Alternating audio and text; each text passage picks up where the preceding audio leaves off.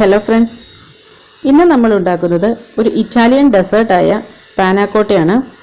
പാനാക്കോട്ട എന്ന് കേൾക്കുമ്പോൾ ഒരുപാട് ഇൻഗ്രീഡിയൻസ് ഒക്കെ ആവശ്യമായിട്ട് വരും എന്നൊന്നും വിചാരിക്കേണ്ട.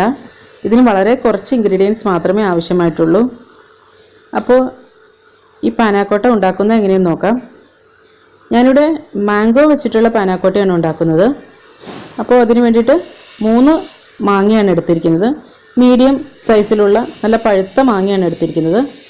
ഇനി ഇത് കട്ട് ചെയ്തെടുക്കണം. അപ്പോൾ ഇതുപോലെ സ്ക്വയറായിട്ടൊന്ന് കട്ട് ചെയ്തെടുക്കുകയാണെങ്കിൽ നമുക്ക് ലാസ്റ്റ് ഡെക്കറേഷന് വേണമെങ്കിലും യൂസ് ചെയ്യാവുന്നതാണ്. കേട്ടോ, ഇങ്ങനെയൊക്കെ ഗസ്റ്റൊക്കെ വരുമ്പോൾ വെച്ച് കൊടുക്കുകയാണെങ്കിലും നല്ല രസമായിരിക്കും. മാങ്ങ വെറുതെ കട്ട് ചെയ്ത് കൊടുക്കാണ്ട് ഇങ്ങനെയൊക്കെ കൊടുക്കുകയാണെങ്കിലും നല്ല ഭംഗിയായിരിക്കും കാണാനായിട്ട്. അപ്പോൾ ഇതാ എല്ലാ മാങ്ങയും ഇതുപോലെ തന്നെ കട്ട് ചെയ്തെടുക്കാം. കട്ട് ചെയ്യണേ നമുക്ക് എങ്ങനെ വേണമെങ്കിലും കട്ട് ചെയ്തെടുക്കാം കേട്ടോ. ഇനി നമുക്കിത് അരച്ചെടുക്കാനുള്ളതാണ്. പക്ഷേ ഇത് കുറച്ച് ഡെക്കറേഷന് വേണ്ടിയിട്ടുള്ളത് കൊണ്ടാണ് ഇങ്ങനെ തന്നെ അരിഞ്ഞെടുത്തത്. അതായത് കുറച്ച് മാറ്റി വയ്ക്കുകയാണ്. ഇനി ഈ മാങ്ങ കഷ്ണങ്ങൾ ഒരു മിക്സിയുടെ ജാറിലിട്ട് ഇട്ട് കൊടുക്കാം. ഇനി മധുരം ഇത് മാങ്ങയ്ക്ക് ഉണ്ട് എങ്കിലും കുറച്ചുകൂടെ ഒരു മധുരം കൂട്ടാൻ വേണ്ടിയിട്ട് 1 ടേബിൾ സ്പൂൺ പഞ്ചസാര കൂടി ഇട്ട് കൊടുത്തു. ഈ നന്നായിട്ട് അരച്ചെടുക്കണം. ഇതിപ്പോൾ നന്നായിട്ട് അരച്ചെടുത്തിട്ടുണ്ട്.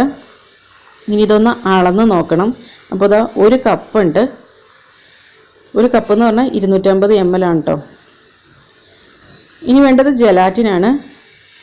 1 ടീസ്പൂൺ ജലാറ്റിൻ ഒരു ബൗളിലോട്ട് ഇട്ട് കൊടുത്തിട്ടുണ്ട്. ഇനി ഇതിലേക്ക് 2 ടേബിൾ സ്പൂൺ നല്ല ചൂടുള്ള വെള്ളം ഒഴിച്ചു കൊടുക്കണം. എന്നിട്ട് നല്ലപോലെ മിക്സ് ചെയ്ത് മെൽറ്റ് ചെയ്തെടുക്കണം. ജലാറ്റിൻ നല്ലപോലെ മെൽറ്റ് ആയിട്ടുണ്ട്. ഇനി ഇതിലേക്ക് ഈ അരച്ച് വെച്ച മാങ്ങയുടെ പൾപ്പ് ഇട്ട് കൊടുക്കാം. എന്നിട്ട് നല്ലപോലെ ഈ ജലാറ്റിനും ആയിട്ട് മിക്സ് ചെയ്തെടുക്കണം. ഇതിപ്പോൾ നന്നായിട്ട് മിക്സ് ചെയ്ത് വന്നിട്ടുണ്ട്. ഈ മാങ്ങ അരയ്ക്കുമ്പോഴാണെങ്കിലും വെള്ളമൊന്നും ഇല്ലാതെ വേണം കേട്ടോ അരയ്ക്കാനായിട്ട്. ഇനിയൊരു 2 ഗ്ലാസ് എടുത്തിട്ടുണ്ട്. അപ്പോൾ ഈ ഗ്ലാസ് ഇങ്ങനെയാണ് ഞാൻ വച്ച് കൊടുക്കുന്നത്. മറ്റേ നേരയ്ക്ക് വെച്ചിട്ട് ഹാഫായിട്ട് നിറച്ചാലും മതി. പക്ഷേ ഇങ്ങനെ വയ്ക്കുമ്പോൾ ഒരു കുറച്ചുകൂടി ഒരു ഭംഗിയുണ്ട്. അപ്പോൾ അതിന് വേണ്ടിയിട്ടാണ് ഇങ്ങനെ വെച്ച് കൊടുത്തത്.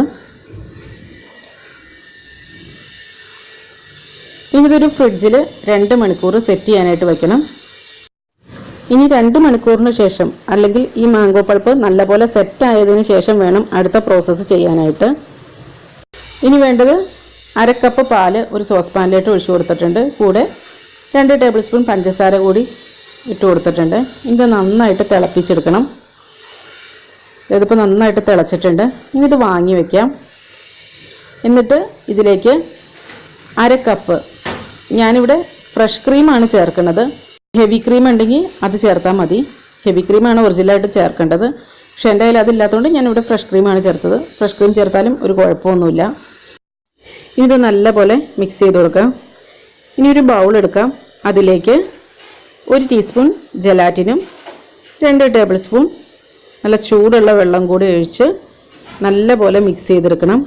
ഈ ജലാറ്റിൻ നല്ലപോലെ മെൽറ്റായി വരുന്നത് വരെ മിക്സ് ചെയ്യണം. ഇതിപ്പോൾ ജലാറ്റിൻ നല്ലപോലെ മെൽറ്റായിട്ടുണ്ട്. ഈ ചെറിയ സ്പൂണാണ് 1 ടീസ്പൂൺ, വലുതാണ് 1 ടേബിൾ സ്പൂൺ. 1 ടീസ്പൂൺ എന്ന് പറഞ്ഞത് 5 ml ആണ്. 1 ടേബിൾ സ്പൂൺ എന്ന് പറഞ്ഞത് 15 ml ആണ്. ഇനി ഈ ജലാറ്റിൻ മിക്സ് ഈ പാലിലിട്ട് ചേർത്ത് കൊടുക്കാം. എന്നിട്ട് നല്ലപോലെ മിക്സ് ചെയ്തെടുക്കണം. ഇനി ഇതിലേക്ക് 1/2 ടീസ്പൂൺ വാനില എസൻസ് കൂടി ചേർത്ത് നല്ലപോലെ മിക്സ് ചെയ്ത് അതിൻ്റെ ചൂടൊക്കെ ആറുന്നത് വരെ ഒന്ന് വെയിറ്റ് ചെയ്യണം. ഒരു 10 മിനിറ്റിനുള്ളിൽ ചൂടാറി കഴിയുന്നതാണ്. അപ്പോൾ നമ്മുടെ മാംഗോ പൾപ്പ് സെറ്റ് ചെയ്യാൻ വെച്ചത് നല്ലപോലെ സെറ്റായി വന്നിട്ടുണ്ട്. ഇനി ഇതിലേക്ക് ഈ പാലിൻ്റെ മിക്സ് ഒഴിച്ചു കൊടുക്കാം. എന്നിട്ടിത് വീണ്ടും 2 മണിക്കൂർ ഫ്രിഡ്ജിൽ സെറ്റ് ചെയ്യാനായിട്ട് വയ്ക്കണം.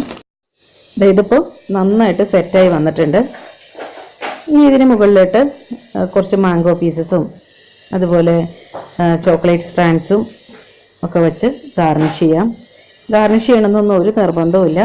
പക്ഷേ ഗാർണിഷൊക്കെ ചെയ്തെടുക്കുമ്പോൾ നല്ലൊരു ഭംഗിയുള്ളതുകൊണ്ടും പിന്നെ എനിക്കിത് ഫോട്ടോ എടുക്കേണ്ടത് ആവശ്യമായതുകൊണ്ടുമാണ് ഇങ്ങനെയൊക്കെ ചെയ്യണത്. ഇതിന് മുകളിലോട്ട് ഒരു മിൻറ്റ് ലീഫ് വെച്ച് കൊടുത്തിട്ടുണ്ട്. അപ്പോൾ ഇത് ഞാനൊന്ന് ടേസ്റ്റ് ചെയ്ത് നോക്കട്ടെ.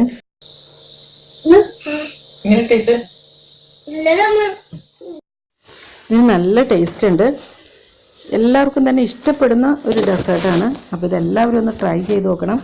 എന്നിട്ട് നിങ്ങളുടെ അഭിപ്രായങ്ങളും നിർദ്ദേശങ്ങളും ഒക്കെ കമൻറ്റ് ബോക്സിലൂടെ അറിയിക്കണം. വീഡിയോ ഇഷ്ടമായിട്ടുണ്ടെങ്കിൽ ലൈക്ക് ചെയ്യുക, ഇഷ്ടമായില്ലെങ്കിൽ ഡിസ്ലൈക്ക് ചെയ്യുക. ഡിസ്ലൈക്ക് ചെയ്യുമ്പോൾ റീസൺ എന്താണെന്ന് കമൻറ്റ് ബോക്സിലൂടെ അറിയിക്കുക. നിങ്ങൾക്ക് വീഡിയോ ഇഷ്ടമായിട്ടുണ്ടെങ്കിൽ നിങ്ങളുടെ ഫ്രണ്ട്സിനും റിലേറ്റീവ്സിനും കൂടി ഷെയർ ചെയ്ത് കൊടുക്കുക. സബ്സ്ക്രൈബ് ചെയ്യാത്തവരുണ്ടെങ്കിൽ സബ്സ്ക്രൈബ് ചെയ്യുക. അപ്പോൾ നല്ലൊരു റെസിപ്പിയുമായി വീണ്ടും കാണാം. എല്ലാവർക്കും നല്ലൊരു ദിവസം ആശംസിക്കുന്നു. Thank you for watching Ayisha's creation.